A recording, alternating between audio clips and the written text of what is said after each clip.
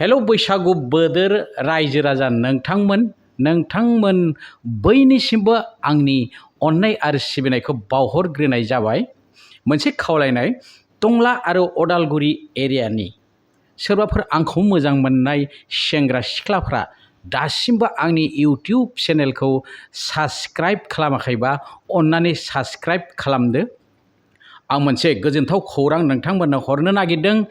टंला खाथिनि बाथाबारि गामियाव 16 एप्रिल 2 बैसागुआव सानजौफुनि 12 बाजियाव आङो गेवलां बैसागु जागोनाव मेथाइ रोजाबनो थांगोन। रायजो राजाफोर, खमसे खम आङो 1 घन्टानि बैसागु मेथाइ लानानै थांगोन। बेहाय नोंथांमोना जाय बाथाबारि गामिनि खाथि खालानि रायजोफोरा आंजों रंजाफानो गोसो जादों, बिथांमोना 12 बाजियावनो बे जायगासिम सफैनांगौ।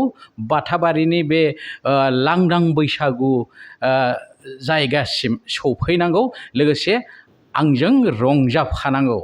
आं नोंथांमोननो बुंनो मोननानै गोजोननाय मोनदोंदि दासिम बर' रायजोनि महरगिरिफोरा रावबो 1 घन्टानि बांसिन सम बैसागु मेथाइ रोजाबफेराखै।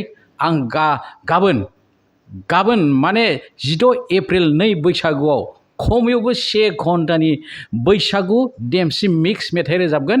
नोंथांमोना फैदो आरो आंजों हेफाजाब होदो। बे जाबाय आंनि टंला खाथिनि बाथाबारिनि सानजौफुनि प्रग्राम। ओइदिननो बै 16 एप्रिल आरो 2 बैसागुआवनो आङो मोनायाव अदालगुरि खैराबारि खाथिनि माहारायाव बेहाय बैसागु खुंफुंदों। बेहाय आंहा आलासि महरै लिंहरदों, आर्टिस्ट महरै लिंहरदों। आं बेवहायबो नोंथांमोनजों रंजाफागोन आरो बे माहारा एलेकानि खैराबारि एलेका खाथिनि रायजो राजा नोंथांमोना आंखौ मोजां मोनो, नोंथांमोनखौ आङो बे बैसागु खुंफुंनाय जायगायाव फैनानै आंजों रंजाफानो थाखाय गंग्लाय खावलायहरनाय जाबाय। आं खमैबो 2 घन्टा स्टेजाव थागोन, नोंथांमोना 2 घन्टा रंजाफाबाय थानो हागोन। बिदिब्ला आं मिजिंथिबाय, आं थांगासिनो नै 16 खालार 2 बैसागु। खुलुमबाय।